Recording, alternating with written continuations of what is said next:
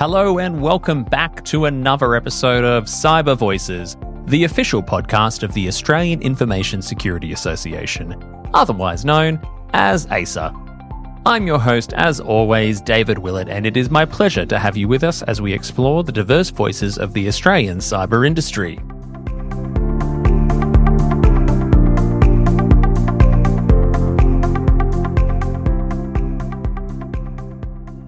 Welcome back, everyone, to another episode of Cyber Voices. I have the great pleasure of being joined today by Jeremy Snyder, who is the founder and CEO at Firetail. Jeremy tells me that he thrives on interesting challenges in the cloud, cybersecurity, data, and robotics domain spaces. A cloud security and digital security thought leader who covers topics on AI security, cloud formation challenges, and risks. Jeremy, welcome to Cyber Voices. My pleasure to be here, David. Thanks so much for having me. The topic that we have for today's episode, which is kind of just revisiting something which has kind of fallen off the radar in some of the conversations I know I'm having, because, you know, what we're going to talk into does definitely link into AI, but I feel like for the last 2 years, it's been all about AI and AI security, and rightfully so. You have come on today to talk a little bit about API security and how it is still a critical and evolving challenge for a lot of organizations that seems to, like I said, kind of trailed off the popular topics to talk about. But I wanted to get just, to start with, what are your thoughts on, why are APIs so central to modern digital infrastructure, and why should they still be a focus area for a lot of organizations and security companies? Let's start with the first part of that question, which is, why are APIs something that you should view as important? First of all, they are crazy important. I think it's an underappreciated fact how much of the current internet traffic and how much of the current internet is built on APIs. Every time you pull a phone out of your pocket or pick up your tablet and open an app, what you may not realize is that very little of the request that you're dealing with actually gets processed on the device that you're using at that point in time. So what's the most popular food delivery app in Australia? Probably like Uber Eats or DoorDash or Menulog. Okay. One of the three. One of the three. Doesn't actually matter which one you focus on, but every time you open that app to place an order, what you realize is like very little is actually happening on the device, like I said. So you open that app and all that it really does is it fetches your location using a quick geo lookup, and then it sends an API request to the backend service to say, hey, I've got David, and David is in Melbourne, and here's the neighborhood that he's in. Maybe he's in Footscray. What are the restaurants that are nearby that can deliver food to David, right? All of that has been API transactions so far. So your location has been sent via an API. And then you make an order, you choose some items, put them in a bucket, put in your credit card, and you send that off. Well, that's over APIs as well. So I've now just sent my address, my contact details, my credit card details over APIs as well. So just put that into the content. Now zoom out for a second and think of all the mobile apps that you're using. So much critical data on a daily basis is transiting over APIs, and multiple times kind of in a transaction, so to speak, because that provider that you've just placed the order with, well, they're going to send your personal information to a delivery driver. They're going to send your credit card number to a payment service. They're going to send your order and the contact details associated to the restaurant. So boom, all of that personal, what we call PII, personally identifiable information, has just been sent over APIs 3 or 4 more times in order to kind of complete what for you is one transaction. I've placed one food order, and now my PII has been sent over X number of APIs N number of times, right? And that is, again, true for like any mobile app that you're using on any kind of regular basis. So there was a stat a couple of years ago that something like 80% of all internet requests, not bandwidth volume, but the number of requests are actually API requests. And I'll give you another kind of place to think about that. When you load a website like 9MSN, I think, or Yahoo 7, one of your You're big demonstrating websites some down good there. Australian knowledge with mentioning I'm doing Footscray and my everything best. there. Yeah. I'll see what else I could work in over the course of the conversation. But when you pull up one of those websites, what you may not realize is you're getting content from that provider, sure, but you're getting analytics served by a third party. You're getting ads served by a third party. You're getting recommendations from something like an Ookla or whatever. These are also API calls that are helping to fill out the content of the website that you just pulled up. So that you load one web page, 20 API calls have fired off. So that's the context of the modern internet. APIs are everywhere and they're being called all the time, and they very often have sensitive, important, critical information in them. So that's why you should care, right? So the second part of why you should care, and I know that in Australia, the Optus breach is something that got a lot of media attention at the time. That happened because of API security issues. The data was scraped from an API, et cetera. So sure, there's that. I don't want to talk about that breach very much. It's been kind of, that gong has been banged enough times. But what I will say to you is, something that we do here at Firetail is we track API breaches. If you look on our website, go all the way down to the bottom in the footer, you'll see the Firetail API data breach tracker. It's been cited by a number of analyst organizations and researchers and whatnot. And all we do with this is anytime one of these is disclosed publicly, we kind of catalog it. We do what we can to kind of classify it, understand it, see if we see something new from how attackers were able to exfiltrate the data or abuse the API or whatever the case may be. We also understand, the volume of the data or the volume of the breach, if that information is available. And what I can tell you is, just from pulling it up and looking here in 2025, as we record this, we're a little bit more than halfway through the year. We're well over 1 billion records breached via APIs, well over that. So API breaches, API attacks are still happening on a regular basis. There was another Gartner prediction back in 2017 that APIs would become the number one attack surface. I once at a conference said, I don't think it's true. And I work in API security. I make a product to help organizations secure their own APIs. So it's not really a self-serving statement for me to say that. There happened to be a Gartner analyst in the audience when I gave that talk. And they fired back. And to their credit, when they fired back in a very polite, professional way, by the way. But they just sent me the citations of their research that supported that claim. And then we, on our own team, we dug in and we kind of looked at it and we said, actually, yeah, Gartner, you're right. You've got the data to prove it. And we did our own kind of data checks, if you will. And APIs still are the number one way that records are being exfiltrated from organizations. And to kind of bring that question full circle, with the rise of AI, almost all AI interactions happen over APIs. But when we look at AI breaches, when we look at organizations that have had data leaked or exposed through their AI adoption, APIs are the attack surface that is present across all of those incidents. So we're just kind of repeating a lot of the mistakes from our mobile app architectures, from our IoT architectures, where we've had security flaws in our designs. We're bringing those same security flaws over to our AI stuff today. So yeah, I know that was a mouthful and a long kind of drawn out answer, but hopefully that does give the listener some context for, why it is so important to think about. Absolutely. And as I said at the start of the question, why it's so important to make sure that we're still talking about API security and keeping that focus on it whilst the popularity of other topics kind of skyrockets, right? Because as you sort of very rightly said, most of what we do online is underpinned by APIs.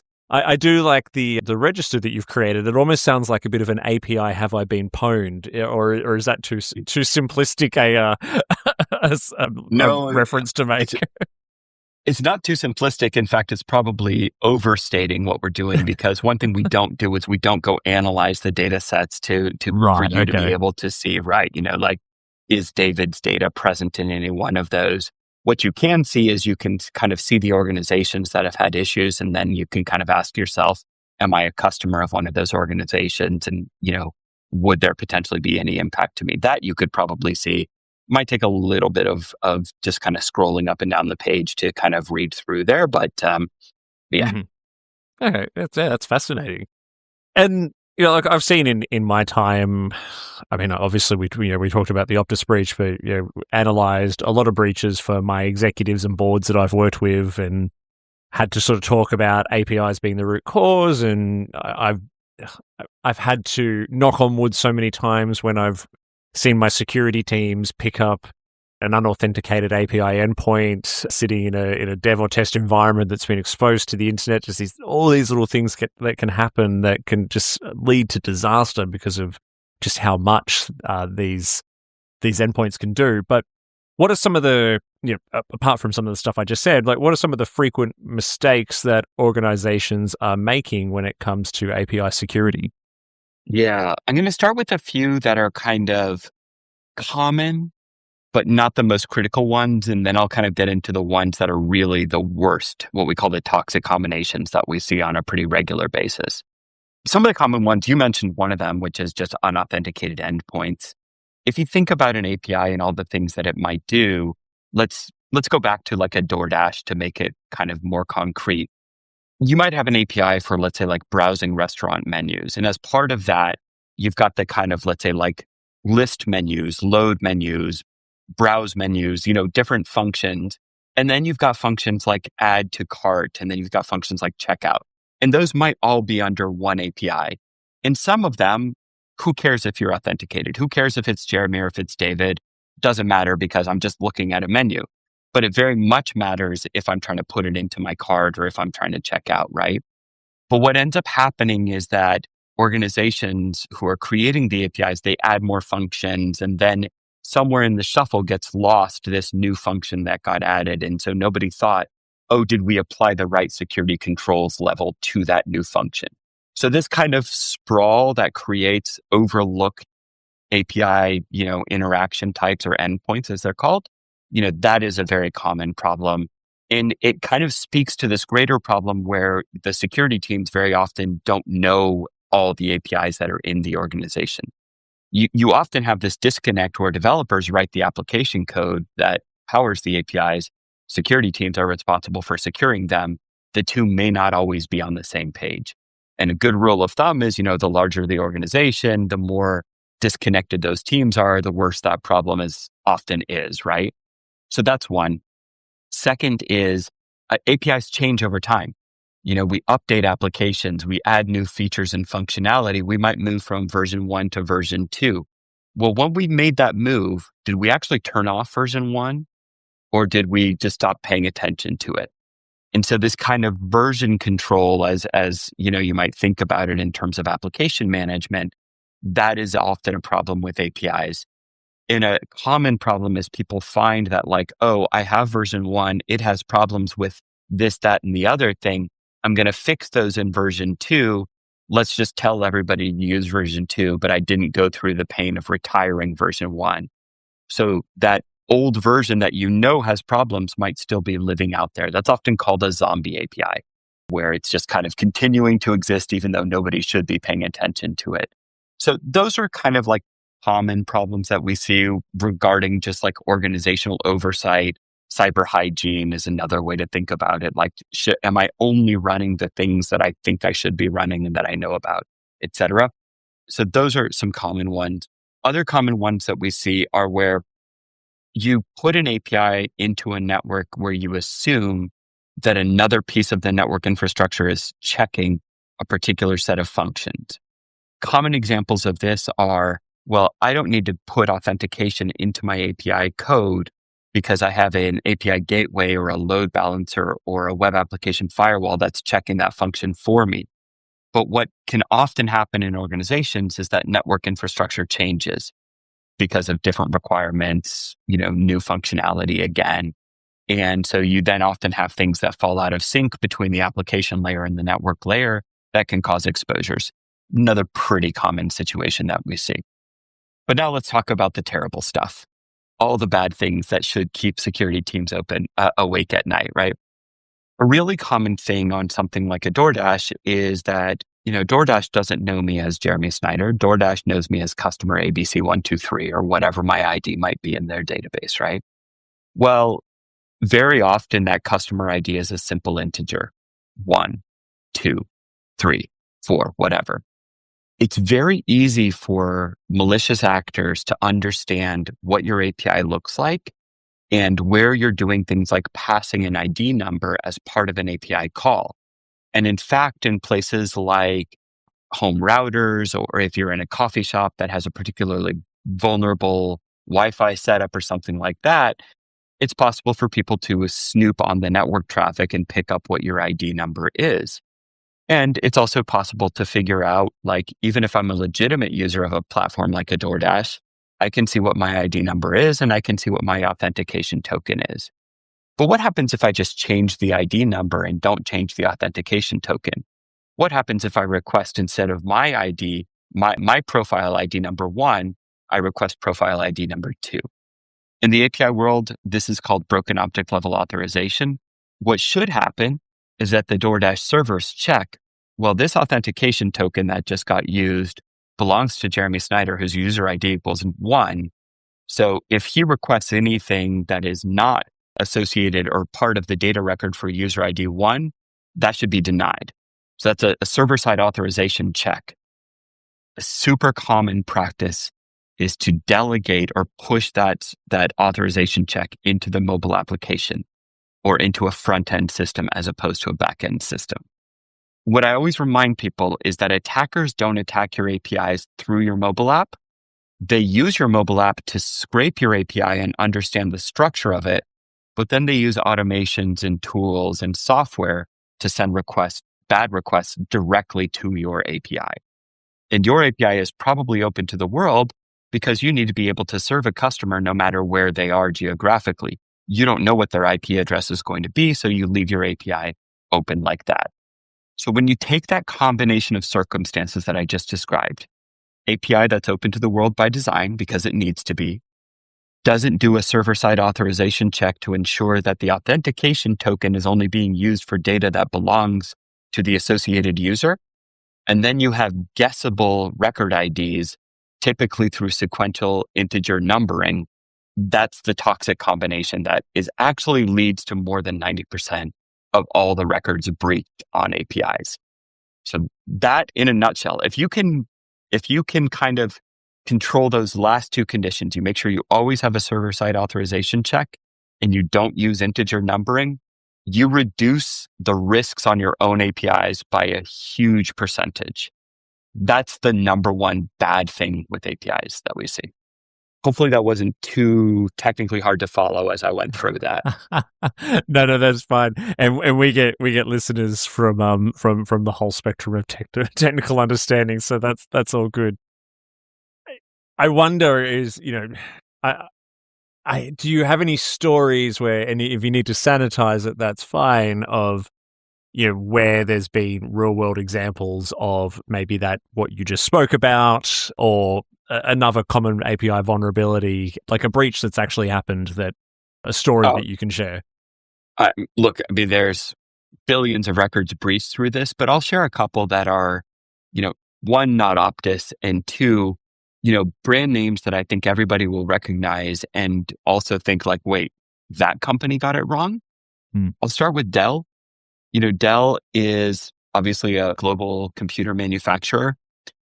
They had their partner portal and they've got resellers around the world. So of course they have a partner portal where these resellers can log in. They can do everything from submitting orders to submitting tickets, service tags, service requests for, let's say, like hardware maintenance or exchanges or whatever the case may be. Well, they had exactly this combination of circumstances on their API that I just described. It was very easy for a malicious actor to actually set up their own user, their own partner entity within Dell. That speaks to maybe a little bit more of a process check where somebody should have said, is this actually a legitimate Dell partner that we should approve to use our partner portal? But I understand, they're a global company with probably hundreds of resellers in Australia alone. So I do understand that their process probably says like, hey, partners can just sign up and create an ID and start using the partner portal. Okay, so malicious actor goes through the process, creates a record ID. And just as I said, they used the API legitimately to understand its structure, but then they spotted those vulnerabilities in terms of predictable record ID formats, in terms of no server-side requests to validate that the partner ID's authentication credential was only being used for, for assets associated to that reseller's account. All the best understanding that we have from this event is 49 million records impacted. And this is a mix of kind of business and commercial information, names, addresses, order details, service tags. Not that I really particularly care personally about, did David send a Dell computer for repair? And maybe that's not super relevant, but all the personal information that goes along with, the names and the address and the phone numbers and all that kind of stuff was all exposed. And the second thing that we know from this event is that all the data points to the attacker using software to kind of like run a loop over all of the potential record IDs once they figured out the format of the predictable format of the record IDs. And just, they've just programmed software to keep going on a for statement and just keep trying record IDs in the predictable format until they scraped all this data. So that's one that I could certainly cite.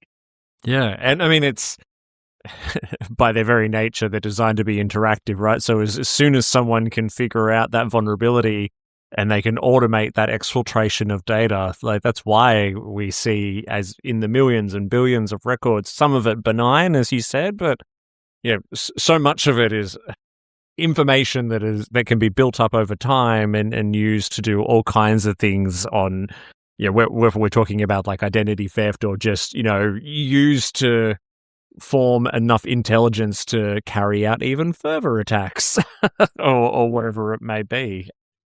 Yeah, it's one of those things where that's why I was really keen to kind of get you on and have this chat, because I don't know why we're not talking about it as much as we used to be. And I mentioned AI before, and you touched on it a little bit there as well. I was wondering if you could expand a little bit more for me on how AI is influencing both attack and defense strategies in the API space. Yeah, so two sides of it. So first is on the defense side, you said something a minute ago that I just want to take a second to kind of explain my view on, right? Sure. And we've got a blog post about this called The Trouble with APIs. The hard thing about APIs is that they kind of encapsulate almost everything that needs to go right in cybersecurity to have a secure system. What I mean by this is APIs, the A in API stands for application. So it's something that is built, right? It's software code, right?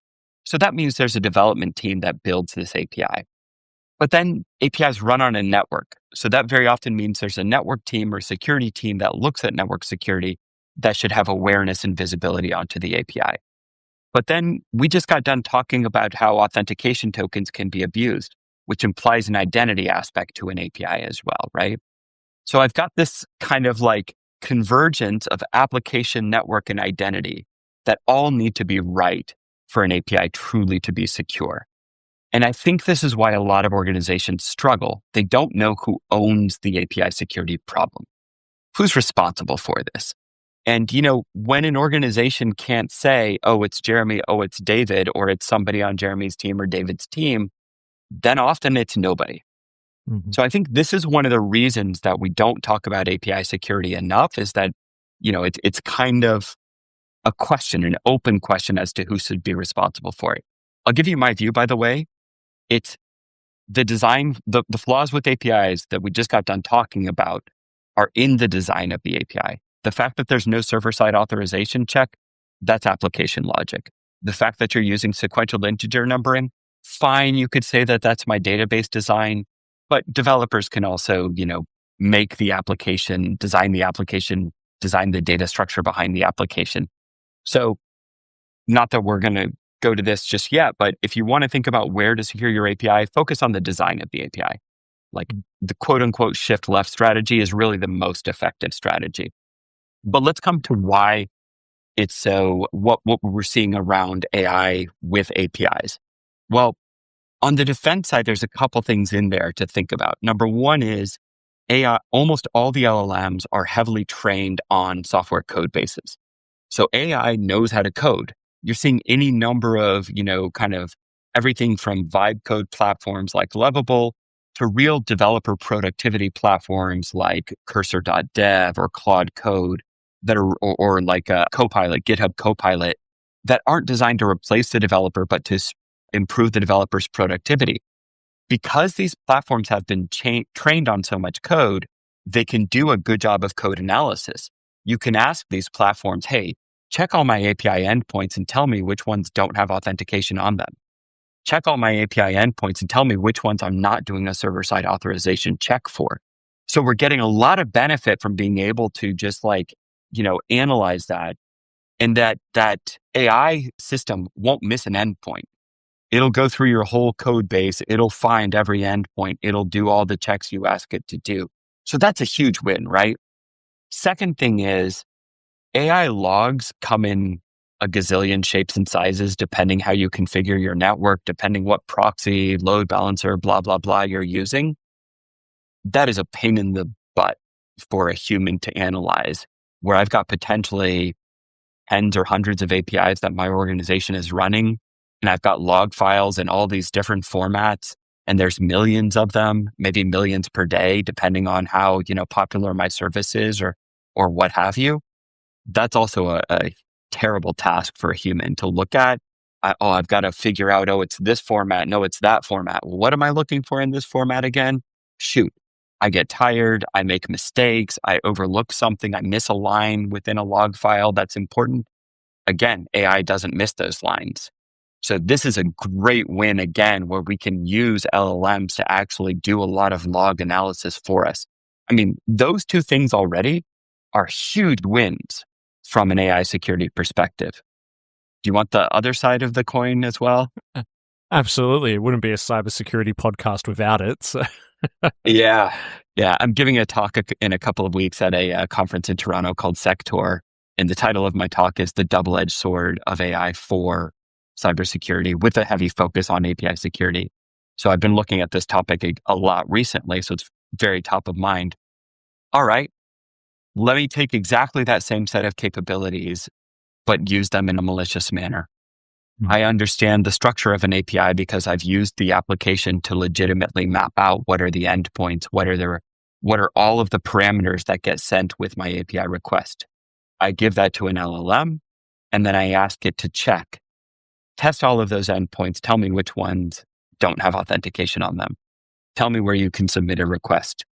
Oh, we've submitted a bunch of requests. It always looks like a particular parameter is an integer value between, let's say, 1 and 100. Hey, LLM, please send 50 different types of inputs for that one parameter and tell me when the API either crashes or when it gives you back something different from what it's been giving you back before. And so instead of me having to code that, I can just get an LLM to code that for me, right? So I can actually, with very minimal human language instruction, basically design a pen test or a probing of an API to find the weak points of the API. Same thing, I understand what the API might be looking for. I know what the most common types of attacks against APIs are. I know that they're broken object level authorization and they're account takeovers with brute force attacks and credential stuffing. I can just tell an LLM to design a program that issues a series of requests. And I can even do things like space them out in 3-second intervals because I don't want you to see brute force attacks. I don't want more than X number of requests per second because maybe you have some monitoring that picks up on kind of anomalous behavior or high volumes of requests or things that you might already be monitoring for. I can tell the LLM to build in kind of deceptive strategies for any of my malicious activities, right? So there's definitely two sides of the coin here when it comes to AI and APIs. And because they're all so code-based, AI is pretty good at all of this stuff. Yes, it's it's terrifying. Like it's terrifying, and I think we're only sort of at the we're really only sort of skating the surface of the potential on both sides as well. I'm always talking to my vendors, right, about their AI capabilities, and I'm like, I haven't seen a real killer app from you guys yet. Like I'm really dying to see more of what you were talking about, where the AI is speeding up my security analysts and allowing them to get much more actionable intelligence much more quickly. But then I'm also equally as concerned about this capability in the wrong hands. All of this considered, Jeremy, and you talked a little bit about push left there before. What's the advice and key considerations that you're giving to chief information security officers like myself and security architects when it comes to API security today? Well, I always tell people you have to start with visibility, because if you don't know the APIs that you have, then you're flying blind, or your best guess is kind of best you're going to get. And even if you implement a perfect strategy on a subsection of your APIs, it's as good as how good your coverage is and how good your visibility is. So I always tell people, like, and this is true, by the way, not only of APIs, but kind of everything in cybersecurity. Like, if you don't know what you have, you're getting best guess efforts, right? And best guess results. So start there. It's not hard to scan environments to find all the APIs that you have. There are code analysis tools. There are network analysis tools. You can actually put those two things together and get a pretty complete inventory pretty quickly. So that's the first piece of advice that I always give everybody. Second piece of advice is, when you've gotten past the visibility phase, you've got a few different choices. And this is a little bit choose your own adventure as far as what you think is going to be the best results for your organization. You can immediately jump into kind of a shift left strategy. Let's focus on analyzing the structure of our APIs and looking for these structural flaws. Because again, like, all the research and all the data shows that that's where you're going to get the most bang for your buck. Tighten up the code, tighten up all of the kind of the basics: authentication, input validation, sanitization, all of these types of things. You iron that out and you're reducing, kind of the risk by huge percent, like 80+%. So you could jump to that immediately. Some organizations find that they have so many APIs that they need to go through a risk assessment step first, where they kind of analyze, okay, we know these APIs. Let's do a quick analysis to figure out, well, these are internal. We can deprioritize them a little bit in favor of these that are external customer facing. Those are our, really our what's the word I'm looking for? Those are like our really most important crown jewels. That's the word I'm looking for. Those are the crown jewel APIs that we need to focus on first.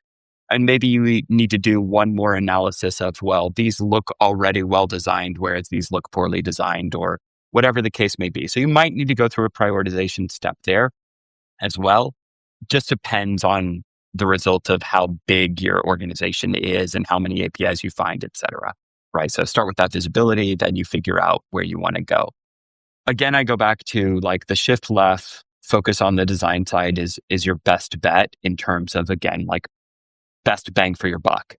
You fix a few things in code, use an LLM to fix those things in code, by the way. Like, once you find the API that has the problem, upload the code of that LLM to the source code of that API to a trusted LLM. Ask it the questions. If you don't immediately see how to fix this stuff yourself, ask it those questions. It's not a crazy long list. You just need to know what to ask. And by the way, we're happy to help with that if you want to understand it. But that's where you're going to get the most kind of results. If you have an organization where, let's say, your development is outsourced, or you don't have the ability to kind of go that route, then your next best thing is to make sure that you've got the best monitoring possible in place, and you've got the ability to kind of alert on known attack behaviors around APIs. So those are kind of the words of advice that I give to anybody, any chief information security officer or security architect. Yeah, I mean, I think after the Optus breach, we where I was working at the time, it was very much everything was API led and API first. We embarked on that journey of getting the visibility of what we had, and we implemented an API gateway, but then we also used like cloud compliance and cloud security tools as well to make sure that there was clearly defined pathways for APIs in and out of the organization too, which took years. To be honest, like it's not an overnight thing. And you mentioned the ownership of it before, right? And this is where, so as the CISO, I was very much taking ownership of the standard and the visibility and the monitoring, but was then providing the support that the cloud teams and the engineering team needed and the development team needed to actually get all of this funded, implemented, out the door. I mean, Optus definitely provided a good rationale behind that. Yeah. And there was a bit of an element of that as well, which was probably one of my final questions for you on the advice is like, making sure that board level and executive level understood API risk. What's your approach to that? What do boards and executives needs to know, especially in big tech companies or any company that has some kind of online presence or web app around API risk? Without going into a long diatribe about thinking about your risk model and blah, blah, blah, blah, blah, let's just assume you've done those things. So I'll give you a few takeaways. And first of all, I'll mention, one of the few little plugs that I'll do for Firetail is we've got an annual state of API security report that we put out there. It has some great data points in it. If it's free of charge, just download it from our website. It can help you make that business case, if you need to. But the key things that I would always point to in terms of, let's say, kind of building justification and support for an initiative around this is, number one, remember that whenever an API is vulnerable, it's a structural vulnerability. So when we see API breaches, they are not like, oh, the attacker got 10 records. No, the attacker got all the records in that database. That is, true 90+% of the time in these API breach scenarios. Because whatever flaw exists is a fundamental flaw in the design of the API that leaves all the data vulnerable to exfiltration or exposure. So that's one. We're not talking about fixing like a small point problem that has a contained risk. We're talking about fixing a problem that has a risk the size of whatever the asset behind it is, right? So that is one thing that I think is always a powerful argument in any kind of conversation. Number two, I would point to basically the rise of AI as saying like, we're only going to be using more and more and more. If we don't start building some muscle around securing APIs, we are going to be in a bad place when we really need to get serious about AI adoption. All of our AI use is going to be happening over APIs. If we continue lazy practices, insecure practices going forward, we're just running the risk that all of our forward progress with AI adoption gets derailed at some point by a massive event. And number three, it is so much better to point to, unfortunately, your competitors or somebody else being breached. Just like you said, the Optus breach provided you with a little bit of a tailwind to kind of get that conversation going where you were at the time. I always tell people like, when organizations get breached, yes, they're going to go probably buy a tool or whatever to prevent it from happening next time. But who actually buys a tool first is actually their competitors. They're the first to purchase like, oh, Optus got breached on APIs. Well, Telstra is out buying API security software, right? That happens because Optus is busy in incident response and recovery and, forensic analysis and everything that goes into that process. As terrible as it sounds, you let other people's misfortune be a tailwind for your own, for building energy and support within your own organization. Absolutely. Yeah. I mean, everywhere I've worked in the last couple of years, an analysis of lessons learned from other big breaches has been a very, very powerful tool. And, you sort of said others' misfortune there, but it's learning and growing because, the first question you always get asked from that level is, oh, could that happen here? And the answer is usually yes, but if, we've got X, Y, and Z that could help us with that, but hey, could definitely do with some more in this space to help, like if you are worried about that risk. Jeremy, that's all really, really, really fascinating. Thank you so much for your time, or this morning where you are, I believe, this evening for me. Yep. Everyone, I know this is a deeply technical topic. I hope Jeremy's given you something to take away and think about. as I mentioned as well, that if you're starting on this journey, it's going to be a long one, but you definitely need to make sure you've got a clearly defined strategy, and that if you are in an organization that relies heavily on APIs as part of what you do, which is most any tech company these days, you really need to bring the conversation back before we get too far down that path. Jeremy, it's been fabulous to talk to you. Thank you so much for sharing your voice with us today. My absolute pleasure, David. Thanks so much for having me.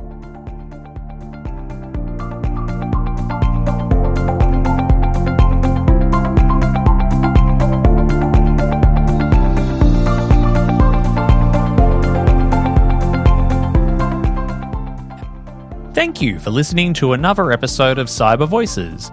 Our music is by Sanar Garut, our show artwork is by Studio Quarantine, and we record our show at This Is a Studio in Pran, Melbourne, part of Popplant Productions. Please make sure you follow the show on your podcast platform of choice and leave us a 5-star review. This will help others find the show. Also, please follow the association on LinkedIn and Instagram. If you want to add your voice to our ever-growing chorus of diverse cyber voices, have questions, feedback, or would like to be a sponsor, you can do so by emailing us at cybervoices@aisa.org.au. That's cybervoices@aisa.org.au. Are you an AISA member? If not, you should consider joining our network of over 12,000 members across Australia. An AISA membership can open doors, build professional networks, create lifetime friendships, and offer exclusive training, events, and other perks. Become a member today by heading to our website at aisa.org.au. That is all for today. I hope you will join us again next time on Cyber Voices.